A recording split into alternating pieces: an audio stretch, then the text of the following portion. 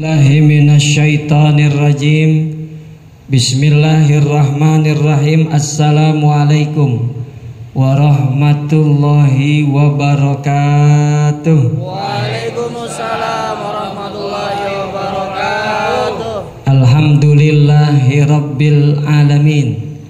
Wassalatu wassalam ala asyrafil anbiya'i wal mursalin, habibina wa syafi'ina wa maulana Muhammadin Allahumma salli wa sallim barik alaihi wa ala alihi wa ashabihi wa man tabi'ahum bi ihsanin ila yaumiddin. Summa amma ba'du, faqad qala Allahu ta'ala fi kitabihil karim wa huwa asdaqul qailin. A'udzu billahi minasyaitonir rajim. Laqad sadaqallahu rasulahur ru'ya bil haqq la tadkhulunnal masjidal harama insyaallahu aminin ila akhiri ayah. Wa qala Rasulullah alaihi afdhalus shalah wa atammut taslim, khairukum man ta'allamal qur'ana wa 'allamah. Sebaik-baik kalian adalah yang mempelajari isi kandungan ayat-ayat Al-Quran dan yang mengajarkannya. Mudah-mudahan kita termasuk dalam hadis ini, amin ya rabbal alamin. Yang sama-sama kita hormati dan kita cintai karena Allah subhanahu wa ta'ala, para orang tua, para sesepuh, bapak haji, ibu haji, jamaah Masjid Riyadul Abidin, wabil khusus guru kita Ustadz Adi Hidayat, Ustadz Adi Sulaiman, imam kita Ustadz apa? Ustadz Zarkasih. Dulu bareng saya di Libya beliau. Dari Libya saya lanjut ke Mesir. Juga orang tua kita Al-Mukarram Ustadz Sakarudin ya. Para DKM dan pengurus masjid yang mohon maaf tak dapat disebutkan satu persatu, jamaah yang dirahmati dan dimuliakan Allah subhanahu wa ta'ala. Bersyukur kepada Allah subhanahu wa ta'ala, hari ini kita berada di bulan Zulqa'dah. Di kitab Lisanul Arab dijelasin bisa dibaca fathah, bisa dibaca kasroh. Baca fathah jadi Zulqa'dah, dibaca kasroh jadinya Zulqa'dah. Kilahuma fasih. Dua kata itu termasuk dalam bahasa Arab fushah.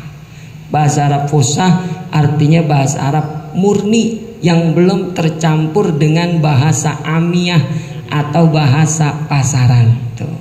Makanya Rasulullah waktu masih kecil, Allahumma sholli wa sallim wa barik alaih, beliau ditaruh di pedalaman Mekah. Tujuannya apa? Biar bahasa Arab Nabi tidak terkontaminasi dengan bahasa pasaran. Dititipin tuh di pedalaman Mekah biar bahasa Arabnya fushah. Kira-kira di Masjid Riyadul Abidin bilangnya Zulqa'dah apa Zulqa'dah? Zulqa'dah. Oke, kita sepakat Zulqa'dah. Karena di tempat yang lain kalau saya tanya Zulqa'dah apa Zulqa'dah, yang kanan Zulqa'dah, yang kiri Zulqa'dah. Ini alhamdulillah kita kompak nyebutnya Zulqa'dah. Itu fushah, dua-duanya benar. Di bulan Zulqa'dah ini jamaah yang dirahmati Allah, ada mimpi Nabi yang jadi kenyataan. Inilah tema yang akan kita bahas malam hari ini. Tafsir surat Al-Fath ayat 27. Judulnya mimpi Rasulullah yang menjadi kenyataan di bulan Zulqa'dah. Sebelum kita kaji ayat ini, saya perdana di sini nih. Ada ungkapan tak kenal maka kenalan gitu. Insyaallah ya, saya Ahmad Fikri, aslinya orang Bangka 3. Nurul Rahman, marhum Haji Muhammad Jamil Ilyas. 2012 pulang dari Mesir, orang tua pesen tinggal aja situ di Cipedak gitu. Karena nurut sama orang tua, di Cipedak tuh basis Muhammadiyah. Lah saya dari kecil NU banget. Di sana subuh kagak pakai, tapi kita mau silaturahim dengan yang tua-tua. Alhamdulillah ilmu saya dipakai di sana, baik Masjid Muhammadiyah ataupun Masjid Nahdiyin. Bukan karena ilmu saya, tapi karena nurut sama orang tua. Itu singkat dari saya. Mudah-mudahan bisa menambah tali persaudaraan sesama muslim. Amin ya rabbal. Pembahasan kita ada 3. Yang pertama, hakikat mimpi. Itu di awal ayat. Di pertengahan ayat masuk pembahasan yang kedua, isi mimpi Rasulullah. Di ujung ayat pembahasan yang terakhir, pelajaran yang bisa kita ambil dari mimpinya Nabi kita Muhammad SAW. Mudah-mudahan 3 pembahasan ini bisa menjadi ilmu yang bermanfaat buat kita semua. Amin ya rabbal alamin. Ayat ini dibuka oleh Allah Subhanahu wa taala dengan firman-Nya yang berbunyi, A'udzubillahi minasyaitonirrajim. Laqad sadaqallahu rasulahur ru'ya bil haq. Sungguh Allah membenarkan mimpi Nabi kita Muhammad. Digunakan kata ru'ya masdar. Kadang-kadang di ayat yang lain digunakan kata fi'il atau kata kerja. Seperti Nabi Yusuf yang mimpi diabadikan dalam surat Yusuf. Ya abati inni ra'aitu ahada asyara kaukaba wasyamsa wal qamar. Nabi Yusuf mimpi juga kata Allah Subhanahu wa taala. Masih kecil mimpi. Ceritanya sama siapa? Sama ayahnya, yaitu bernama Nabi Yakub. Saya melihat 11 bintang, bulan dan matahari. Cuma ngelihat doang mimpi pertamanya. Seperti biasa, ada bintang, ada bulan, ada matahari. Makanya mimpi yang pertama Nabi Yusuf nggak cerita. Jadi beliau tuh mimpi 2 kali. Mimpi yang kedua itulah yang mendorong Nabi Yusuf akhirnya cerita kepada bapaknya. Karena di mimpi yang kedua, ra'aituhum li sajidin. Di mimpi yang kedua kata Allah Subhanahu wa taala, Nabi Yusuf melihat kembali 11 bintang, bulan dan matahari sujud kepada Nabi Yusuf. Baru dia cerita sama bapaknya. Mana sini ceritanya? Begitu kok ada bintang, bulan, matahari pada sujud. Saat itu Nabi Yakub adalah Rasul utusan Allah. Dia paham tafsir mimpinya putranya ini yang bernama Nabi. Makanya pesan Nabi Yakub, la bunayya la taqsus ru'yaka. Anakku, jangan kamu ceritain mimpi kamu ini kepada saudara-saudara. Fayakidu laka kaida, kata. Bisa jadi nanti kamu dijahatin. Jangan cerita, diem aja. Yang ada kalau mereka tahu makin iri sama kamu. Lah penduduk bumi sayang sama kamu. Di antaranya ayahmu Nabi Yakub begitu cinta kepada Nabi Yusuf. Kalau dia tahu penduduk langit juga sayang kepada engkau, wah tambah iri mereka yang ada. Makanya jangan dikasih. Nabi Yakub paham bahwa Nabi Ibrahim kakeknya turun dari garis keturunannya seorang nabi, Nabi Ishak. Nabi Ishak menurunkan juga keturunan jadi nabi, Nabi Yakub. Nabi Yakub juga akan menurunkan anaknya menjadi seorang nabi. Cuma 1 anak, gak ada yang banyak nih. Dari mimpi ini berarti Allah pilih Nabi Yusuf yang akan melanjutkan garis keturunan Nabi Yakub alaihis. Jangan cerita. Jadi irinya saudara-saudara Yusuf bukan karena dunia, bukan karena jabatan, bukan. Irinya saudara Yusuf itu karena urusan akhirat. Dia dipilih Allah menjadi nabi penerus Nabi Yakub. Itu yang bikin mereka iri.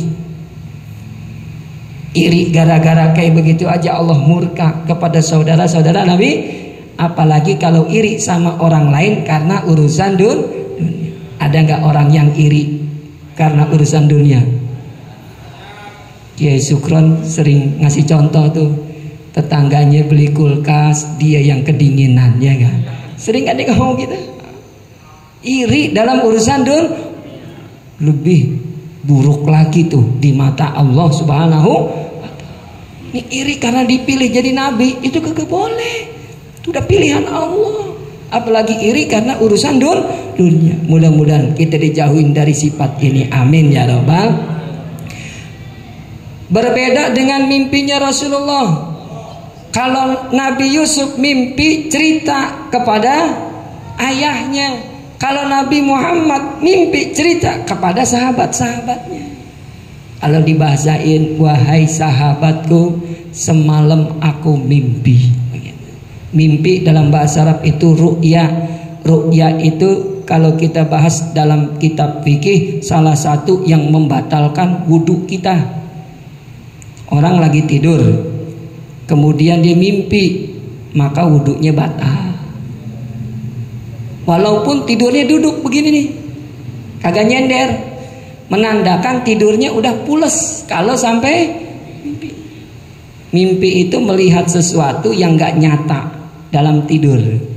Ngelihat bapaknya udah meninggal datang, padahal aslinya bapaknya meninggal. Itu namanya mimpi. Begitu, batal wudhu kita ya. Apalagi kalau sampai ngeluarin cairan, apa tuh namanya, batal. Apalagi sampai ngeluarin suara, apa namanya, ngorok.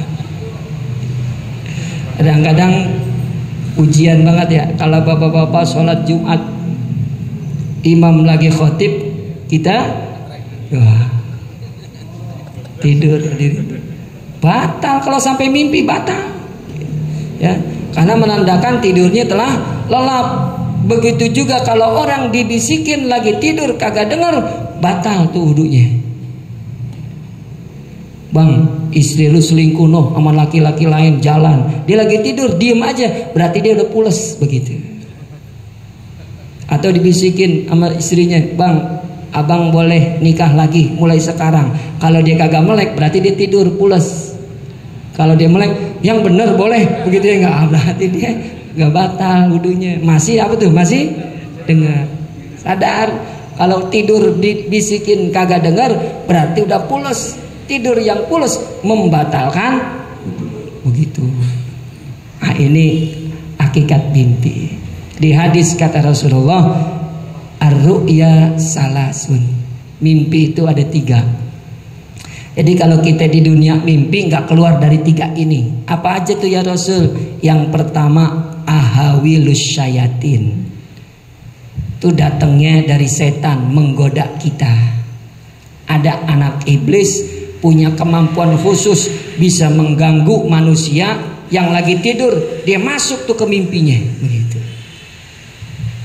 Ada orang niat pengen silaturahim ke rumah orang tuanya, setan ganggu di mimpinya. Di mimpi tersebut dia menuju rumah orang tuanya, terjadi kecelakaan, musibah, akhirnya dia gak jadi silaturahim. Itu ahawilus syayatin. Yang tadinya pengen melakukan kebaikan batal karena takut terjadi musibah. Makanya kata Rasulullah, kalau setan mengganggu kita dalam mimpi sehingga melihat sesuatu yang buruk, falyatawaddo wa sholli rakaatain, katanya. Wudu, salat 2 rakaat. Wala tukhbir ahadan, jangan cerita ke siapa-siapa. Kalau mimpinya mimpi buruk, jangan cerita. Salat aja 2 rakaat. Itu dari setan, ingin mengganggu ya, ingin merusak akidah dan keimanan orang-orang yang beriman. Yang kedua, bisa jadi kata Rasulullah SAW, ma yahumul insan fi yaqsatihi fayarahu fi manami. Bisa jadi orang fokus sesuatu, begitu tidur ke bawah mimpi. Lagi fokus sesuatu nih dalam sadar, pas tidur ke bawah mimpi. Ini bisa jadi yang kedua, kita bilangnya kembang tidur apa bunga tidur sih yang benar? Kembang tidur. Oke, kembang tidur. Tuh, kembang tidur. Dan yang ketiga, juz'un minan nubuwah. Bisa jadi mimpi itu yang ketiga adalah bagian dari wahyu yang Allah berikan kepada nabi atau rasul utusan. Kira-kira mimpi nabi di ayat ini model yang keberapa kira-kira? Yang ketiga, wahyu. Maka sahabat-sahabat Rasulullah begitu dengar cerita dari Rasul, wahai sahabat-sahabatku, semalam saya mimpi. Isinya apa mimpinya? Lanjutan ayatnya dijelasin. La tadkhulunnal masjidal harama insyaallahu aminin.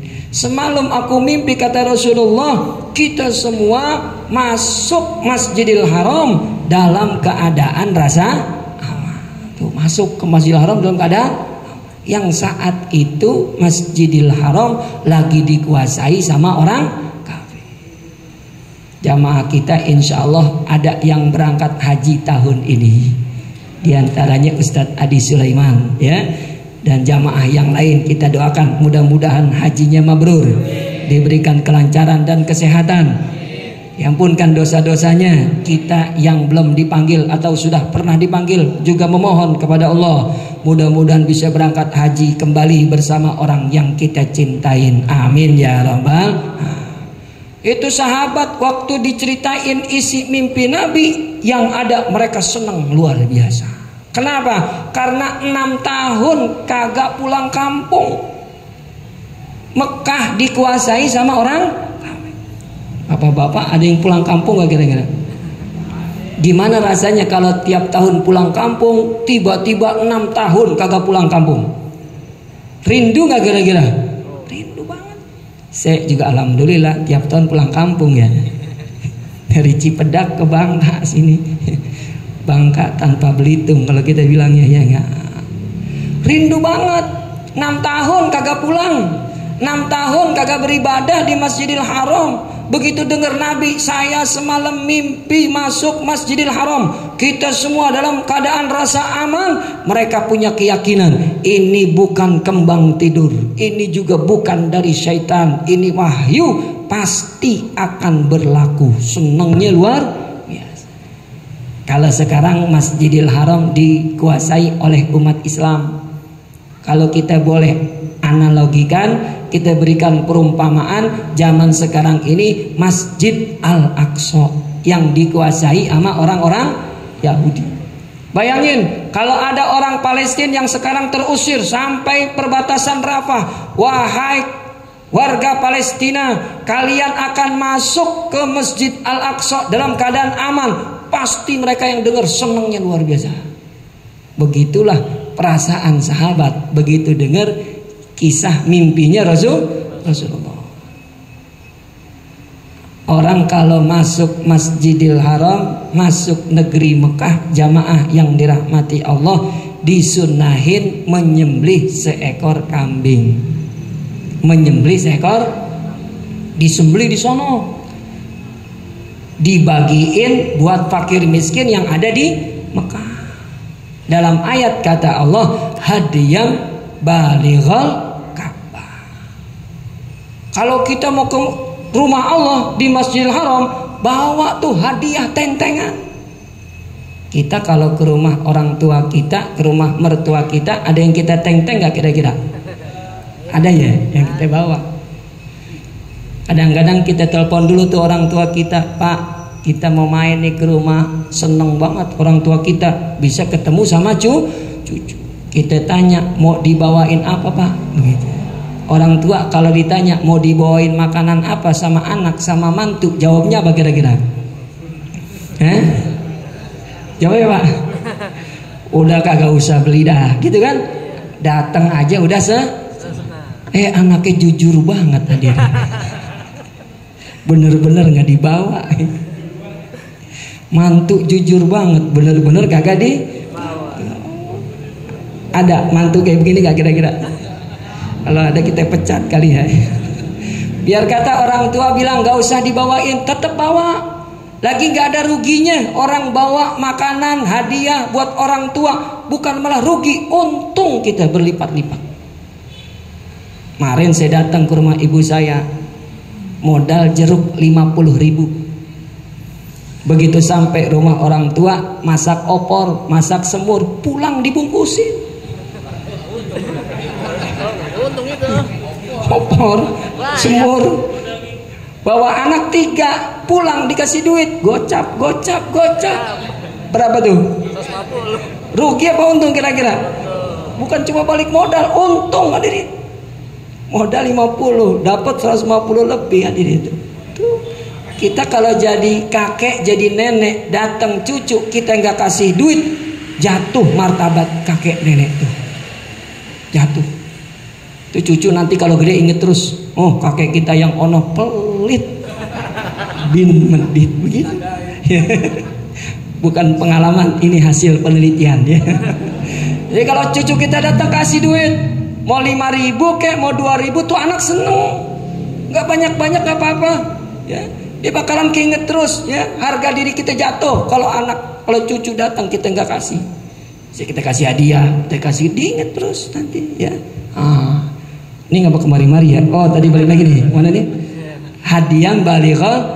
Kalau mau ke rumah Allah juga bawa tentengan. Cuma tentengannya kata Allah hadian. Hadian tuh kambing yang disembelih hadiah buat penduduk Mekah. Disembelihnya di Mekah, di tanah haram. Kan ada 5 hewan yang disembelih sebagai bentuk rasa syukur kepada Allah. Niatnya berbagi kepada orang. Yang pertama hadi nih. Kalau mau masuk Masjidil Haram, beli sana ya. Lain lagi dengan dam, lain lagi hadi, lain lagi ya. Emang benar-benar dia mau berbagi di sono gitu ya. Nyembelih kambing. Kalau mampu onta boleh. Man mahalan kalau onta Pak, begitu modalnya gedean dikit, kambing sono ya. Yang kedua udhiyah. Disembelihnya di tanah air kita masing-masing di hari raya Idul Adha. Kita cepat aja nih, singkat-singkat ya kan. Yang ketiga ada namanya akikoh, disembelih ketika anak usia 7 hari. Ada yang keempat namanya rojabiyah, disembelih sebagai bentuk rasa syukur bertemu dengan bulan haram yang pertama, yaitu bulan Rojab. Udah dari dulu jadi bulan yang udah tuh Rojab begitu ya. Hewannya disembelih namanya Rojab. Dan yang terakhir hewan yang disembelih dalam Islam namanya atiroh. Namanya apa? Atiroh. Disembelih karena dia miara sapi. Lahir anak sapi yang pertama. Nah tuh anak sapi yang pertama tuh namanya atiroh. Disembelih nanti kalau udah mulai gedean dikit, dagingnya dibagiin tuh. Tujuannya bersyukur, mudah-mudahan peternakannya maju tahun demi tahun. Kalau di negeri kita atiroh masih dipraktekin, tapi bukan kambing yang kita sembelih. Kebanyakan kita sebagai karyawan, gaji pertama diapain tuh? Pakai buat itu atiroh. Ada orang bikin toko, grand opening, hari pertama pembukaan dikasih gratis ke masjid. Jadi Jumat berkah. Ada gak yang begitu kira-kira? Ada. Itu atiroh namanya. Dari 5 hewan yang disembelih ini, yang tersisa tetap sunnah hukumnya cuma 3. Yang 2 hukumnya boleh aja. Yang 3 jadi sunnah. Hadi, apalagi tuh? udhiyah sama akikah sunnah gitu. Hadi itu hewan yang disembelih. Makanya jangan namain anak kita Hadi. Artinya apa berarti itu? Pakai HAD nggak bagus tuh artinya. Kalau mau bagus A-nya 2, Hadi. Nama Allah yang maha memberikan petunjuk. Tambahin Abdul, jadi Abdul Hadi. Kalau Hadi doang artinya apa tadi? Hewan yang disembelih. Begitu di tanah Arab. Tambahin aja alif jadi bahasa Arab kan beda huruf beda arti, beda huruf beda. Ada anak santri kesel banget sama gurunya, galak, tukang sabet. Akhirnya nama gurunya ditulis di lemari, Fikri Rojim begitu. Contoh namanya Fikri gurunya, Fikri Rojim. Rojim artinya apa? Yang terkutuk begitu. Temennya kesianan amat nih anak. Kalau gurunya lihat makin tambah marah nggak kira-kira? Wah bahaya ini. Nanti kalau Ustadz Fikrinya masuk, habis dia makin jadi sasaran.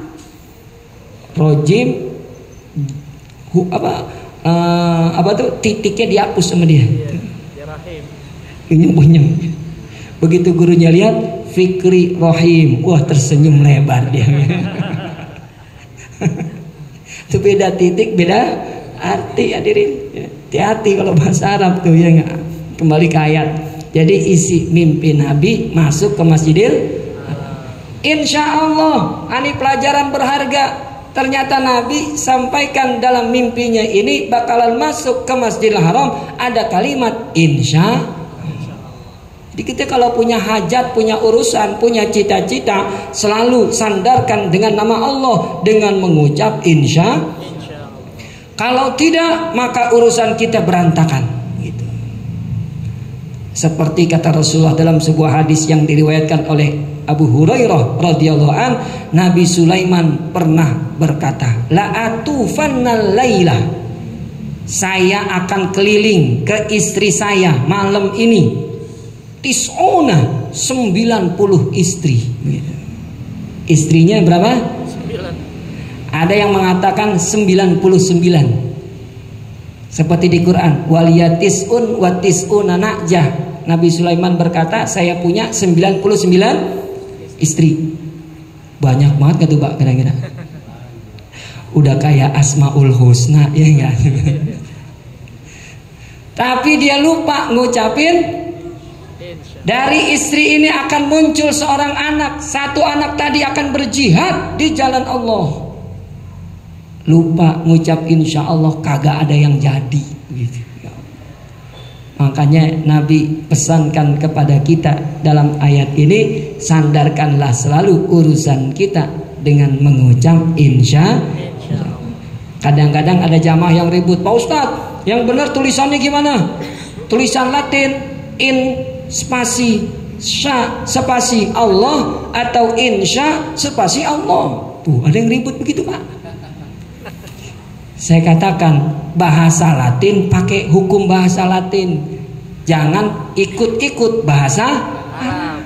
Tulisan Latin kan iya Latin, terserah mau spasi atau enggak spasi artinya sama begitu. Tapi kalau bahasa Arab baru berlaku, salah spasi salah arti. Kalau pakai spasi benar in spasi sya Allah, artinya jika Allah menghendaki. Tapi kalau nggak pakai spasi insya langsung baru spasi Allah, itu artinya karangan Allah.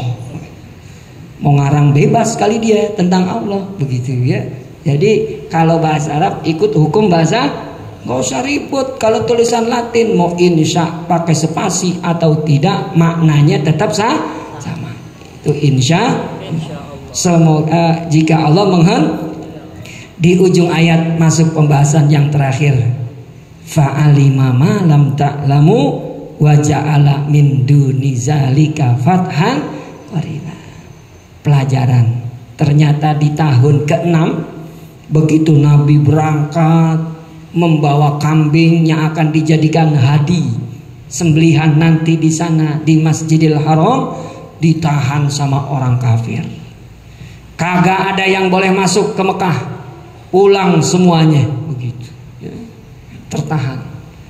Kita bikin perjanjian 10 tahun tidak ada peperangan antara umat Islam dengan penduduk Mekah kafir Quraisy.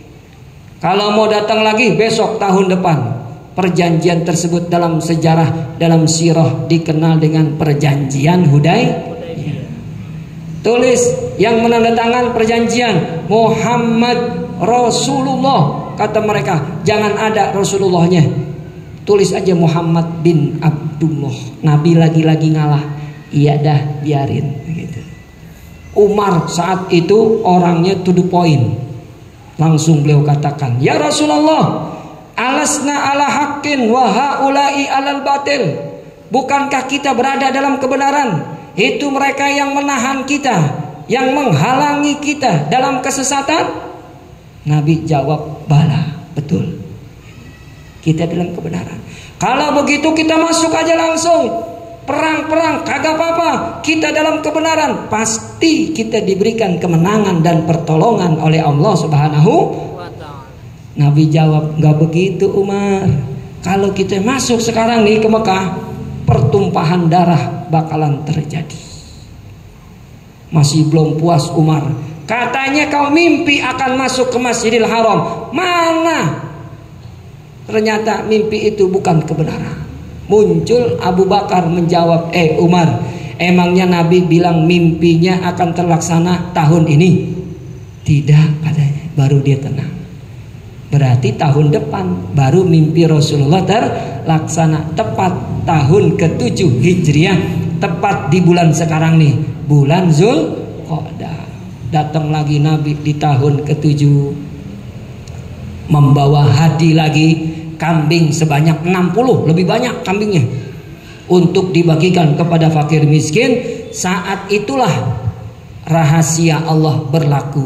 Tahun kemarin tidak jadi ya masuk ke Masjidil Haram, ternyata tahun depan begitu masuk dalam keadaan damai, dalam keadaan tenang, justru orang-orang kafir bisa menerima ajaran Islam, dapat hidayah secara berbondong-bondong.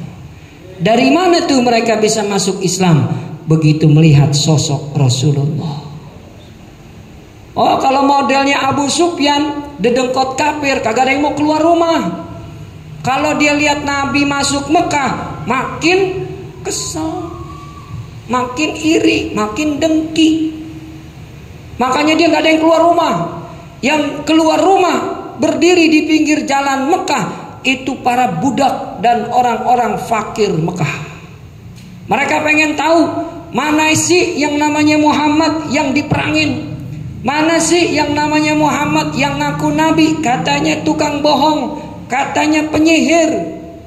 Begitu Nabi masuk ke Mekah dengan kunta yang berwarna putih punya beliau, namanya Kuswah. Dituntun untanya sama Tolhah bin Ubaidillah. Dalam keadaan tertunduk, Nabi begitu tawaduk, justru terpancar akhlakul karimah Rasulullah di hadapan penduduk Mekah. Yang kayak begini yang kita perangin, ya Allah, akhlaknya bagus banget ya. Bukan malah benci, muncul di hati mereka apa? Rasa sayang, rasa cinta kepada Rasulullah Sallallahu Alaihi Wasallam. Inilah hikmah pelajaran bahwa Islam ini tersebar bukan karena hunusan pedang, bukan karena pertumpahan darah, tapi Islam ini tersebar luas dengan akhlakul karimah, akhlak yang baik. Nabi orangnya pemaaf. Tuh yang bikin orang kafir jadi apa? Kan ada kisahnya dengan orang Yahudi. Nabi ngutang sama orang Yahudi.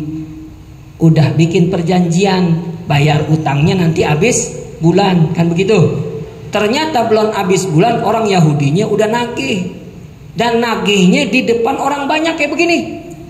Dia bilang, ya Muhammad, bayar utangmu. Begini nih yang ngaku nabi kagak bayar utang. Begini nih keturunan ya Abdul Muttalib kagak bayar utang. Tuh begitu. Di depan sahabat banyak. Kira-kira kalau ada orang kayak begitu belum jatuh tempo, bagaimana perasaan kita? Ditagih di depan orang banyak. Udah gitu dibawa-bawa keluarga kita lagi. Kan gak ada urusannya sama keluarga kita. Oh, Umar marah saat itu berdiri. Ini orang kurang adab ya Rasulullah, biar aku penggal lehernya.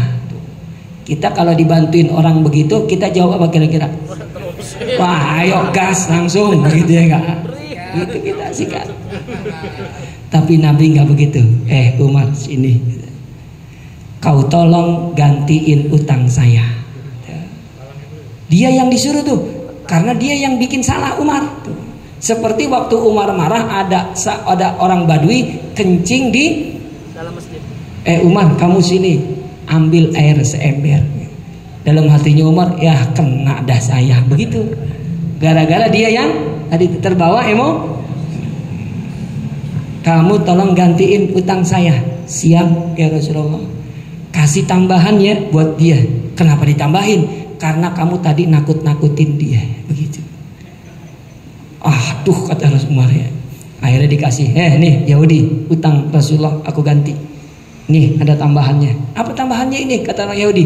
Karena kata Nabi aku sudah nakut-nakutin kamu. Terima aja udah. Gitu.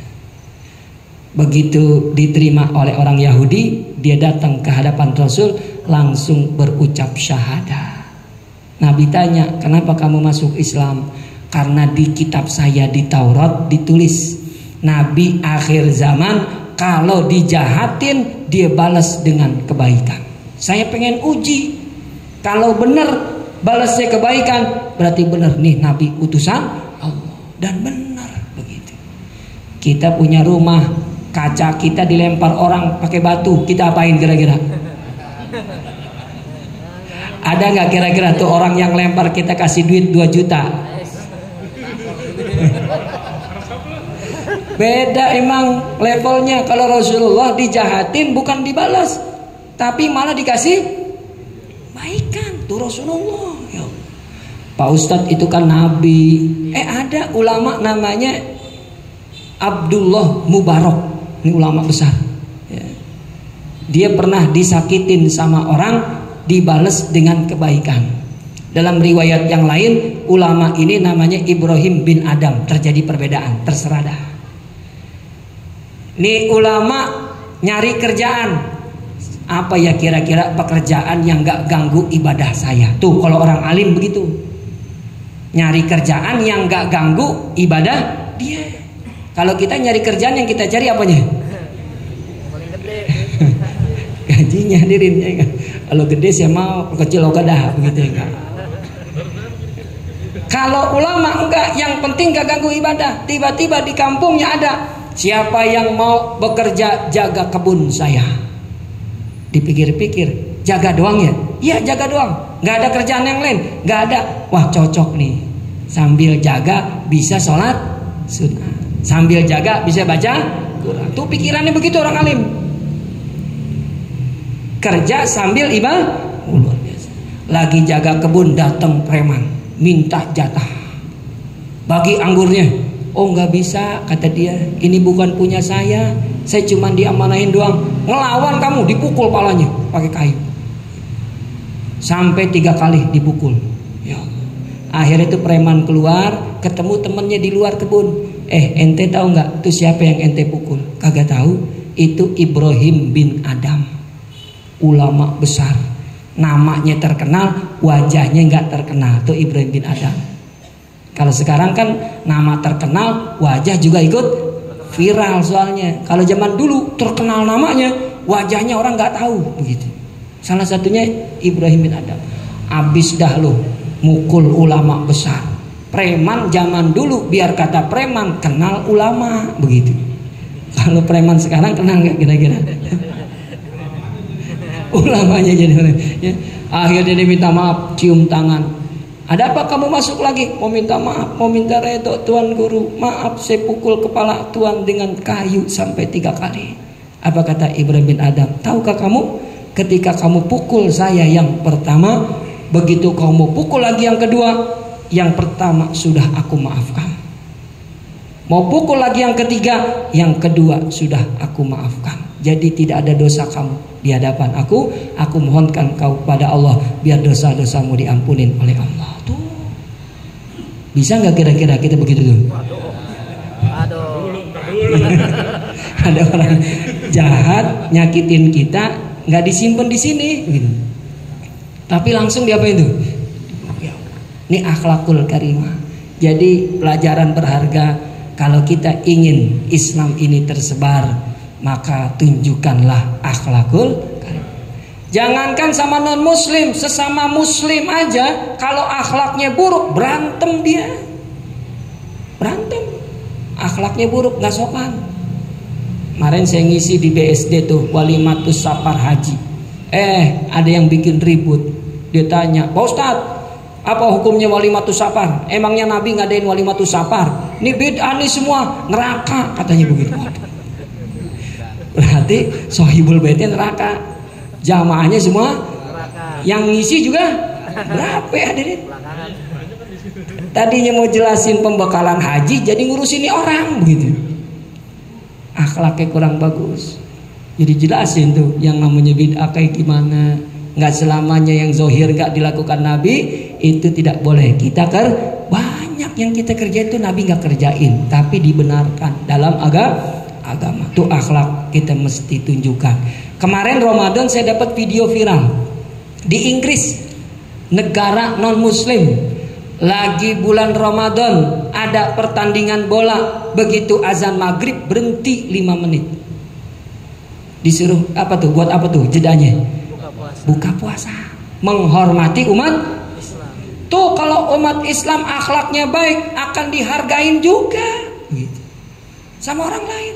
Kenapa orang lain gak hormat kita? Kenapa orang lain gak hargain kita? Kita gak bisa jaga lisan. Kita nggak bisa jaga akhlak kita dengan sesama. Yang ada orang nggak hormatin kita. Kalau pengen dihargain diri kita, keluarga kita, maka tampillah di masyarakat dengan akhlakul karimah. Makanya Nabi sampaikan, innama bu'istu li utammima makarimal akhlak. Dengan akhlak inilah, maka di ujung ayat, wa ja'ala min duni zalika fathan qarib.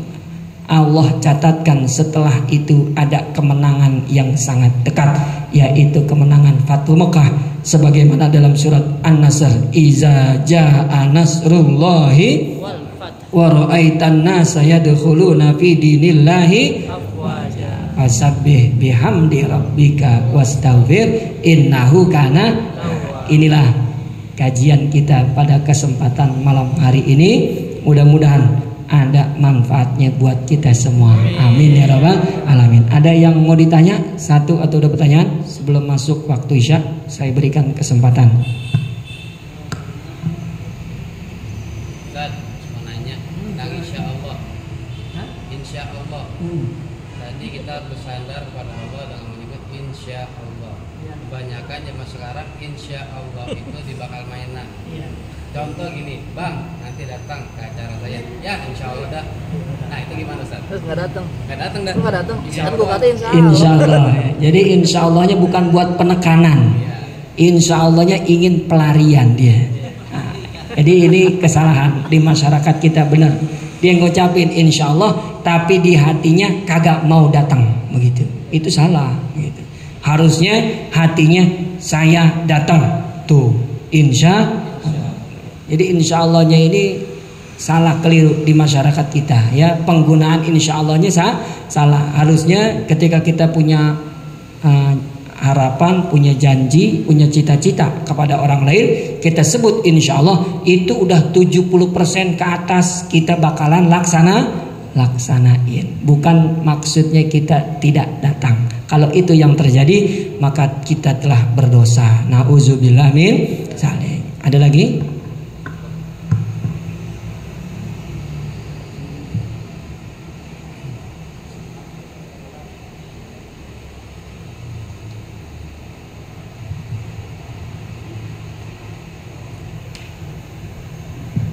Kalau Kalau tidak ada ditutup dengan apa tuh tadi, doa biasa itu ya? Iya, doa.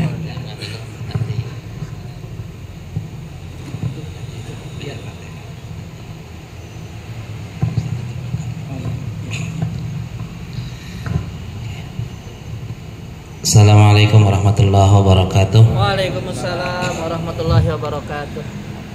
Yang sama-sama kita hormati guru kita Al-Mukarram Taram Kiai Haji Ahmad Fikri Ibn Haji Ahmad Jamil ini, yang telah menyampaikan kajiannya, ilmunya kepada kita, mudah-mudahan bisa kita manfaatkan. Amin, Allahumma amin. Ada sedikit maklumat. Yang pertama, insya Allah malam ini ada kiriman paket nasi kotak sejumlah 80 paket dari Bapak Haji Erwin Yudiardi, yang salah seorang jamaah kita. Beliau mohon doa semoga segala niat dan hajat beliau sekeluarga diijabah oleh Allah Subhanahu wa taala. Yang kedua, tadi pagi pengurus telah panen mangga dari sekian pohon mangga yang ada di Masjid Zainal Abidin. Ada beberapa yang sudah bisa kita panen, dan alhamdulillah tadi pagi terkumpul kurang lebih 492 buah. Ini insya Allah akan menjadi hadiah untuk jamaah semua sepulang kajian ini. Mudah-mudahan itu menjadi pertanda keberkahan buat kita semua dari Allah Subhanahu wa taala. Untuk doanya kita mohon guru kita untuk memimpinnya. Kepada beliau kami ucapkan terima kasih. Al-Fatihah. Auzubillahi